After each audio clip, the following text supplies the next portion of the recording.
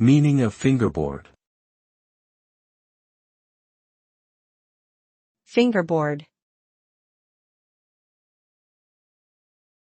Fingerboard. Fingerboard. Fingerboard. A fingerboard is a narrow strip of wood, plastic or other material that is used on the neck of a stringed instrument to aid in playing. It is typically placed between the frets and the player's fingers, and serves as a guide for accurate positioning of the fingers to produce different notes. Fingerboards can be found on various instruments such as guitars, violins, cellos, and basses.